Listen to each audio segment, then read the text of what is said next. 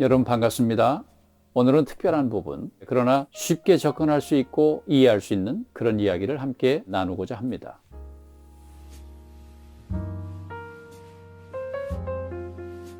오늘은 특별히 신약 성경에서 특별한 부분, 그러나 쉽게 접근할 수 있고 이해할 수 있는 그런 이야기를 함께 나누고자 합니다. 그 내용은 요한복음 13장에서 주 예수께서 제자들의 발을 씻기신 내용과 관련이 됩니다. 그러나 이 내용은 주 예수께서 이 땅을 떠나시기 전에 어떤 면에 거의 마지막 부분에서 가르치신 실행적인 가르침으로 어떤 면에는 이 땅에 남아있는 자들에게 당부의 말씀으로 주신 것과 같은 중요성을 지니기도 합니다. 따라서 먼저 이 내용의 그림을 좀 이해하기 위해서 우리는 세 가지를 좀 인식하고 갈 필요가 있습니다. 첫째는 이 발 씻기는 이 장면은 그 시대 사람들에게는, 특히 유대인들에게는 익숙한 그런 환경을 인용하셨다는 것이고요. 두 번째는 주 예수께서 제자들의 발을 씻기신 본, 즉 섬기는 본을 보이셨다는 것. 세 번째는 이제 서로 발을 씻기는 것. 이것은 서로 사랑하는 것과 관계가 되고요. 하나님의 백성들, 즉 사람들과의 관계를 건강하게 유지시키기 위한 그런 면으로 보실 수 있습니다. 따라서 이 세 가지 내용을 토대로 특별히 요한복음 13장의 위치를 우리는 한번 살펴볼 필요가 있습니다. 이것은 이 사례의 중요성과도 관계가 있기 때문이죠. 이 요한복음 13장이 있기 전에 12장의 내용을 먼저 살펴본다면 12장은 주 예수께서 이 땅을 떠나시기 전에 마지막 가보고 싶은 곳이 있으셨습니다. 그곳이 나병 환자들이 사는 나환저촌 베다니였습니다. 그곳에는 정말 많은 사람들이 있는 곳이 아니고 주 예수를 참으로 사랑하는 몇몇의 사람들이 그곳에 있었기 때문입니다.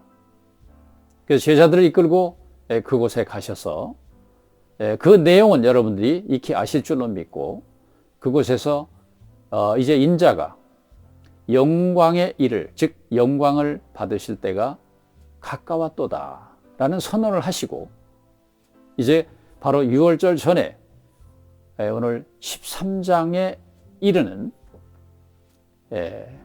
이 광경을 그들과 함께 갖게 되었습니다. 그래서 이제 유월절이 임박한, 다시 말하면 예수께서 이제 잡히셔서 십자가로 가시는 그런 마지막 단계의 환경에서 오늘날 저녁에 그들과 식사를 하시면서 이루어진 이야기입니다. 따라서 오늘 이 이야기는, 발을 씻기시는 이 장면은 이 땅에 사는 사람들에게 또 하나님의 백성들에게 남기고 싶은, 또 주님의 임재가 함께 하실 수 있는 아름다운 실행과 관계가 되는 겁니다. 그래서 그 중요성을 우리가 한번 생각해 보면서 이 장면을 함께 나누도록 하겠습니다. 특히 이 발을 씻겼다라고 하는 것은 어떤 의미를 가지고 있을까? 이 발을 씻겼다라고 하는 것은 두 가지의 내용으로 함축할 수 있는데요. 첫째, 이 발은 땅을 접촉하는 부분입니다. 땅과 접촉된 부분, 이 발이죠. 따라서 오늘 발을 씻긴다라고 하는 것은 땅에 속한 부분, 즉 세상적인 부분으로부터 오염된 또 더러워진 부분을 정결케 한다는 그런 의미가 있고요. 또 한 방면은 우리가 세속적인 영역으로부터 구별된 삶을 사는 것, 그런 것과 관계가 있습니다. 따라서 특별히 출애굽기 3장에서 하나님은 그의 목적을 위해서 모세를 예비하셨고 사실상의 부르심은 40세 때 부르심을 받지요. 그러나 하나님이 쓰시고자 하는 나이는 광야에서 40년 동안의 훈련을 마친 이후에 그가 80세 때 다시금 하나님 앞에 부르심을 받습니다. 이제는 애굽에 있는 백성들을 구출하기 위해서 하나님의 쓰시는 도구가 되었습니다. 따라서 그 호렙산에서 부르심을 받을 때 여호와께서 모세에게 말씀하신 내용이 내가 선 땅은 거룩하니 너는 그곳에서 발에 신을 벗으라 하는 장면을 기억하실 겁니다. 오늘 이 이야기는 세속적인 것으로부터는 구별된 그런 거룩한 영역 안에서의 삶을 그에게 알게 한 것입니다.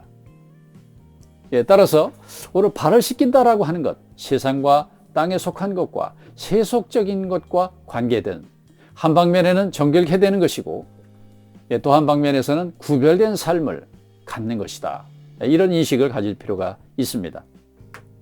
자, 그런데 이것과 관계되는 말이 여러분 13장 8절에서 보게 되면 주님 그런 말씀을 남깁니다. 그들에게는 익숙한 환경이에요. 발을 씻기는 것이. 그런데 베드로의 발을 씻기려고 할 때 베드로가 뭐라고 하던가요? 베드로는 자기의 발은 절대로 씻기실 수가 없습니다.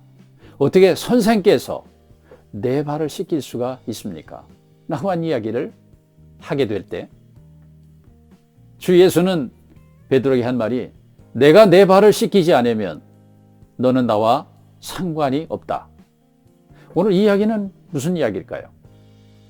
이 이야기는 우리가 세상의 세속적인 부분, 더러워진 부분, 다시 말하면 보고, 듣고, 말하고, 접촉하는 이런 부분으로 인해서 우리가 더러워진다면 또 오염된 만큼 그분과의 관계가 유지되지 않는다는 뜻입니다. 다시 말하면 하나님의 임재를 상실할 수 있다.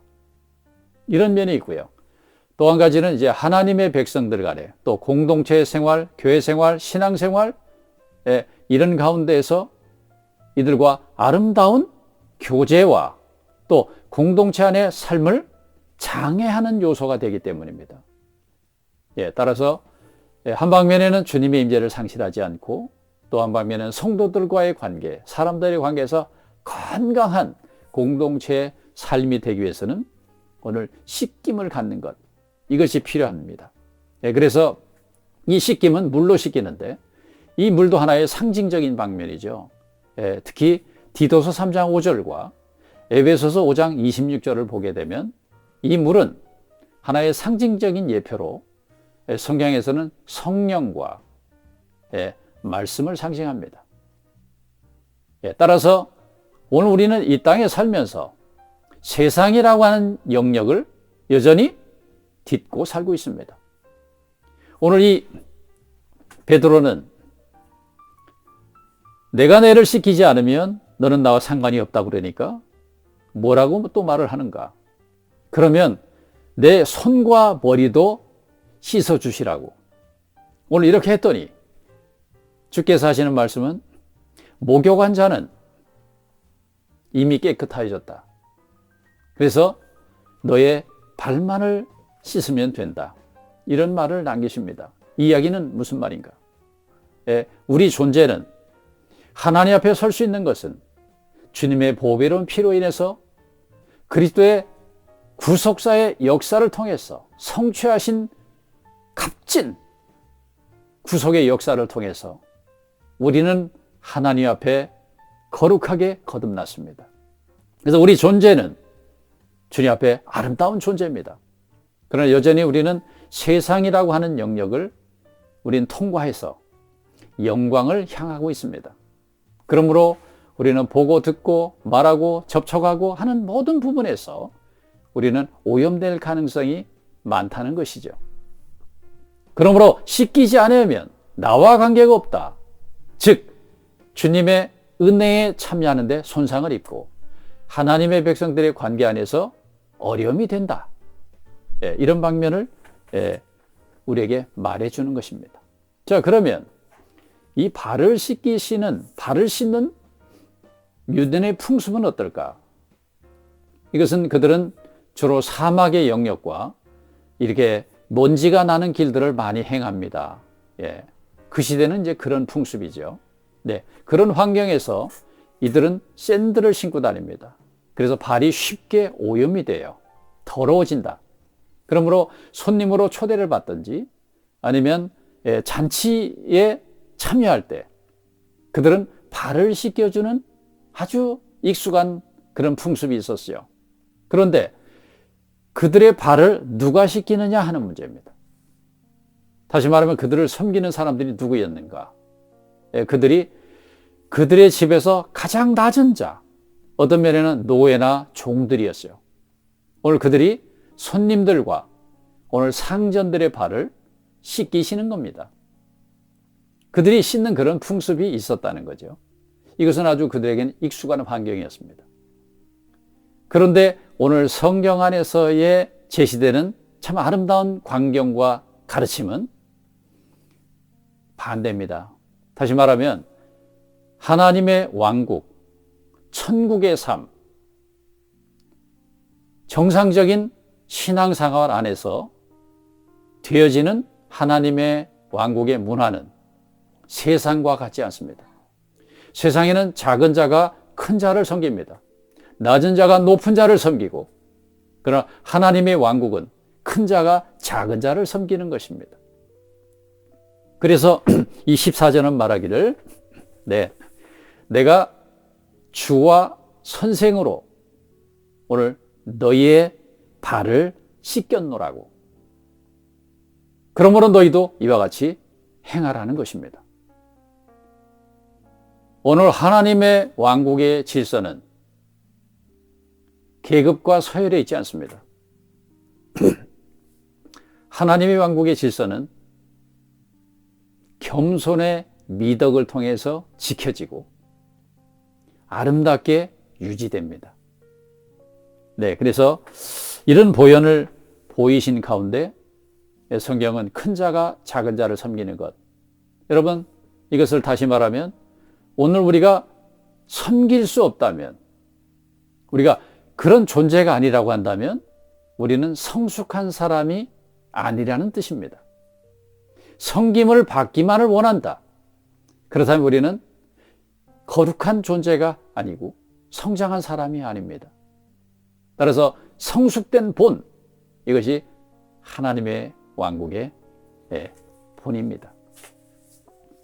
그러므로 오늘 섬기는 본을 주신 주 예수의 어떤 모습을 본다면 성경은 이렇게 기록하죠.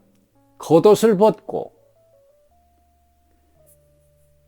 허리에 수건을 두르고 대야에 물을 준비하고 그 사람 즉 제자들 앞에 무릎을 꿇으시고 제자들의 발을 씻기셨습니다. 성경적인 어떤 상징적인 면을 볼 때 이 겉옷이라고 하는 것은 속옷과 겉옷은 다릅니다. 속옷은 내재적인 방면, 즉 그의 생명과 본성의 부분이고요. 겉옷은 우리가 어떤 옷을 입느냐에 따라서 사람들에게 나타나는 것이 다르지요. 따라서 오늘 이 겉옷은 구원의를 상징합니다. 오늘 제사장의 옷이 그런 의미를 가지고 있습니다. 그래서 겉옷을 벗어놓으셨다는 것은 그분의 권위의식을 지니지 않으셨다는 거죠. 그분은 참 왕이셨습니다. 임금 중에 임금이셨죠. 천지 만물을 창조하신 하나님이셨습니다. 그러나 그의 권위의식을 벗어놓으셨습니다. 두 번째는 허리에 수건을 두르셨다는 이 모습은 섬기는 종의 모습이고요. 대야의 물을 가지셨다.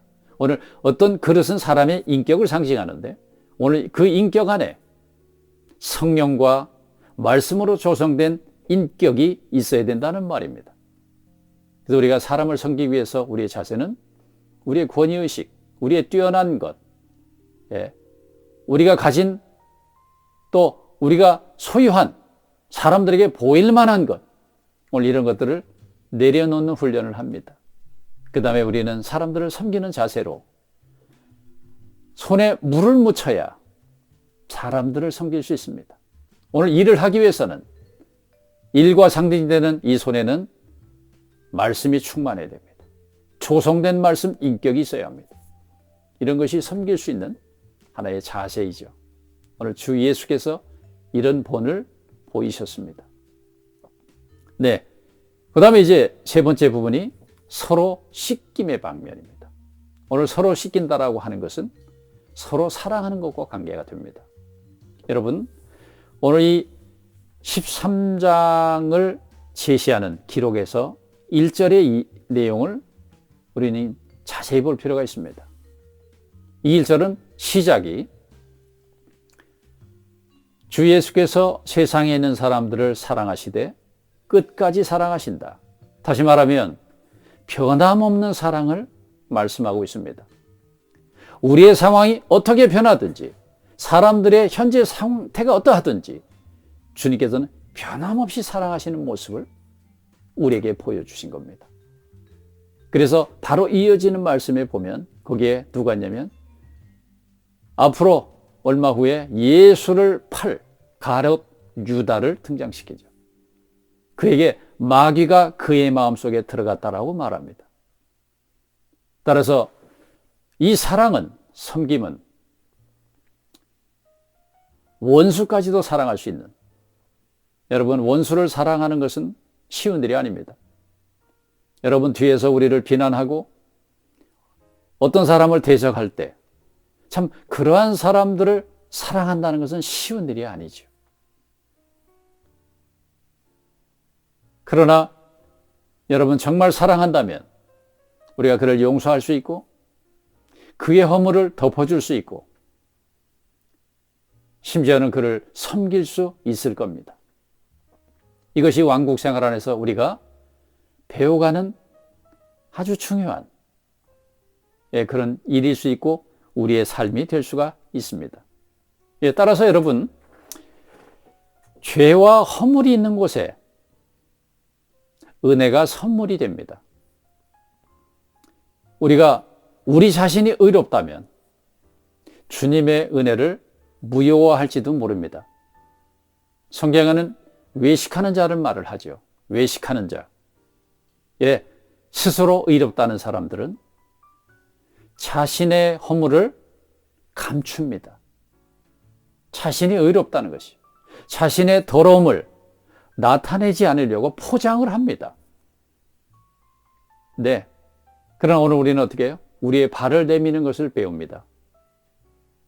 우리 모두는 그렇게 깨끗지 않은 사람들. 주님과의 관계를 아름답게 유지하기 위해서는 우리의 더러운 부분이 용서받기를 구해야 합니다.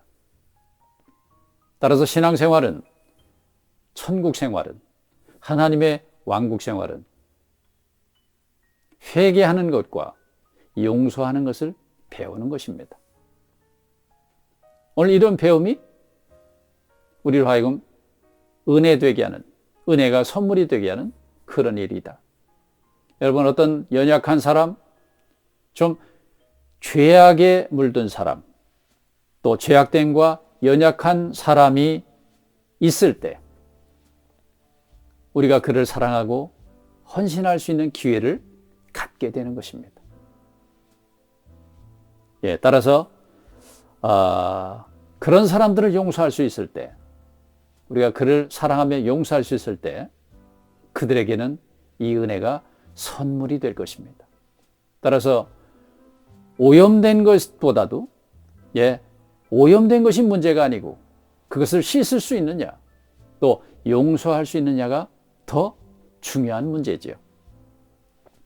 네, 그래서 가룟 요다는 여기서 언급된 것이 원수까지도 사랑할 수 있는 아름다운 본을 주께서 보이신 거다.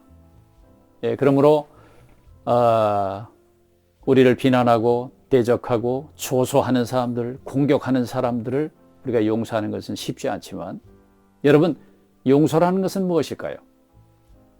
이 용서는 우리 마음속에 원한의 감옥으로부터 그 상대를 풀어주는 것. 우리 마음속에 용서할 수 없다면 이 원한의 감옥 안에서 사람들을 가두고 있는 것입니다. 여러분, 어떤 면에서 우리가 용서할 수 있다면, 어떤 어려움을 당해서, 공격을 당해서 손상된 마음이 있다면 거기는 그 마음에 가시들이 꽂혀 있는지는 모르겠습니다. 따라서 우리는 용서할 수 있다면, 한 번, 두 번, 세 번 용서할 수 있는 것을 배운다면 우리 마음속에서 용서할 때마다 마음에 상처를 입은 가시를 하나씩 뽑는 것과 같습니다. 따라서 손상된 마음을 치료하는 것은 용서하는 것을 배우는 것이다. 용서할 때마다 마음에 꽂힌 손상을 주었던 가시를 하나씩 뺄 수만 있다면 참으로 평안을 갖지 않을까요? 그래서 다시 한번 우리가 강조하는 말로, 용서는 우리의 마음의 감옥으로부터 그 상대를, 그 사람들을 자유하도록 놓아주는 것, 풀어주는 것이다. 이런 말을 가슴에 한번 우리가 새겨둘 수 있으면 좋겠습니다.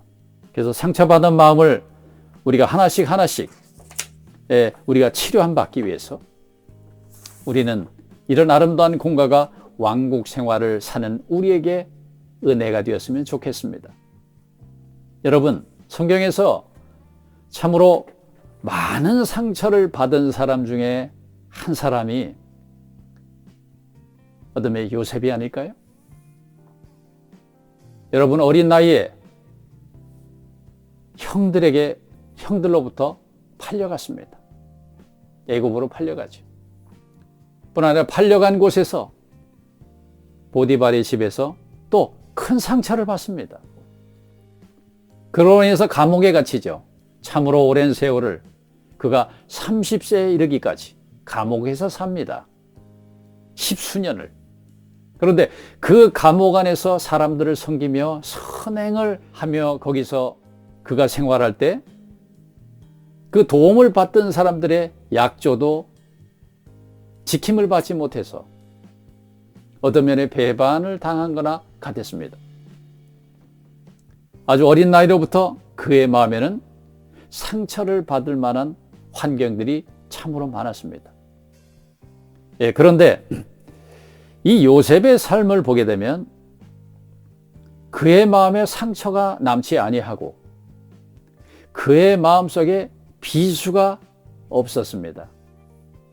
그의 마음에 상처가 남지 않고 비수 같은 것이 남아지 않았던 것은 오늘 그 아들들의 이름에서 이해할 수가 있습니다. 그에게 두 아들이 있었죠. 하나는 므낫세, 또 한 아들의 이름은 에브라임이었죠. 이 므낫세라고 하는 이름을 그가 친히 지었을 때 참 아름다운 기억을 통해서 지었을 겁니다. 그 므낫세의 이름은 기억하지 않는다라고 하는 뜻입니다. 그에 있는 모든 것들이, 또 그에 주어진 상처를 주었던 모든 것들, 이런 것들을 기억하지 않는다라고 하는 것은 무엇과 관계될까요? 그것을 용서할 수 있었다는 말입니다. 그리고 둘째 에브라임을 낳을 때 이름이, 에브라임은 풍요로움, 창성함, 다시 말하면 그가 이런 것들을 기억하지 않고 용서하고 자기 삶에서 지웠어. 자기 가슴에서. 그럴 때 그는 풍요로움과 창성할 수 있는 그런 삶을 사는 비밀스러운 통치자가 됐습니다. 따라서 이 왕국 생활 안에서 용서하는 것을 배운다는 것은 참으로 아름다운 은혜에 참여하고 그런 인격으로 성숙되는 하나님의 마음에 합당한 그런 신성한 본성을 가진, 사랑의 미덕을 가진 축복의 사람일 것입니다. 이것이 하나님께서 기대하시는 사람. 그러므로 저는 신앙의 결국은 우리가 갖는 신앙 안에서 우리가 기대할 수 있는 것은 무엇일까? 이 신앙의 결국은 사람이 되는 것이다. 이 사람은 하나님께서 기대하시는 사람. 어떤 면에 창세기에서 창조된, 창세기 1장에서 창조된 사람의 그 아름다운 열매가 창세기 마지막 부분에 요셉으로 귀결이 되지요. 이것이 하나님께서 기대하시는 사람일 것입니다. 어떤 면에 성경에서는 이런 사람들을 이기는 자라고 말하기도 하고요. 온전케 된 하나님 사람이라고도 말을 합니다. 우리가 신앙생활을 거듭하면 거듭할수록 이런 아름다운 미덕으로 조성된 아름다운 그릇이 되기를 우리는 함께 소원해 보는 것입니다. 그러므로 하나님의 왕국 안에서 우리는 섬기는 것을 배우는 것. 네, 여러분 오늘 이 13장에서 주 예수께서 남기고자 했던 이 실행적인 가르침은 여러분 그 후대의 초대교회 신앙생활 안에 살던 사람들의 아름다운 생활의 기초가 되었을 것이고 사도들의 삶과 일에서 그들이 살아가는 하나의 지침이 되었을 겁니다. 이런 사람들을 통해서 오늘 오순절 이후에 대부흥이 일어나죠. 오늘 교회가 축복이 되고 양떼가 증가하고 사람들이 사모하는 그런 공동체가 되기를 기대한다면 우리는 이 섬기는 본을 배우는 것, 많은 사람들의 마음을 움직일 수 있을 것입니다. 이것이 오순절 이후의 축복이었습니다. 그래서 용서해주고 덮어주고 서로 받는 것을 배우는 것. 네. 그래서 앞서 말씀을 드린 것처럼 천국의 즉 하나님의 왕국의 질서는 계급과 서열에 있지 않고 겸손의 미덕 안에서 건강하게 유지가 된다. 네. 그래서 오늘 그런 이야기를 이 아름다운 본을 통해서 우리가 함께 나누게 되었고요. 마지막에 한 말씀을 드리고 싶은 내용이 있습니다. 일본에 실제적으로 있었던 이야기인데 일본의 유명한 정치가 중에서 카타오카 겐기치라고 하는 사람이 있었습니다. 아주 유명한 정치가였다라고 하네요. 그런데 뭔가 실수를 했던지 어쨌든 정치범으로 몰려서 감옥 생활을 하게 됩니다. 그런데 그 유명한 정치인이 감옥에 들어갔으면 사람들이 그래도 많은 사람들이 알고 있으니까 그래도 인정을 좀 받을 줄 알았겠죠. 그런데 늘 시키는 일이 화장실 청소로부터 굳은 일들은 다 이 사람에게 시키게 되는 거예요. 참 마음이 상했겠죠. 그런데 이 사람은 그래도 신앙을 그래도 좀 가지고 있는 사람이어서 시간이 날 때마다 성경을 읽게 됩니다. 근데 그 어느 날 오늘 나누게 되는 이 요한복음 13장을 읽으면서 마음에 참으로 감동이 되었다고 합니다. 그러면서 그 감옥 안에 있는 죄수들의 발을 시간이 될 때마다 죄수들의 발을 씻겨주는 실행을 하였다고 하네요. 자, 이것이 참 아름다운 미덕으로 그 감옥 안에 퍼져가기 시작했습니다. 그러면서 형기를 마치고 나서 그 사회에 다시 나와서 국회의원이 되었고 역사적으로 일본의 12대 국회의장이 되는 사람이었습니다. 그리고 또 그가 소속된 조그만 교회 안에 가서 늘 그런 그 교회 입구에서 사람들을 섬기며 여전히 성도들의 발을 씻겨주고 그리고 그들의 신발을 관리하는 국회의장이 여러분 신앙 안에서 그런 삶을 살았다라고 하네요. 네, 따라서 오늘 이런 섬김은 인간사 안에서도 축복이 되어지고 그리고 하나님의 백성들에게 또 하나님의 백성들이 실행할 수 있는 주님의 아름다운 본성 안에서 사람들에게 빛된 삶을 살 수 있는 참으로 아름다운 우리가 배워야 할 귀한 공과였습니다. 따라서 아무쪼록 우리는 주께서 거의 마지막 부분에서 남겨주신 이 아름다운 실행적 가르침이 오늘 우리가 사모하는 우리가 장차 되어질 그런 아름다운 인격으로 우리가 가는 길에 등불이 되었으면 좋겠습니다. 이 아름다운 본을 함께 나눌 수 있도록 여러분들 함께 하셔서 감사합니다. 오늘 이만 마치고 건강한 모습으로 다음에 뵙도록 하겠습니다. 대단히 감사합니다.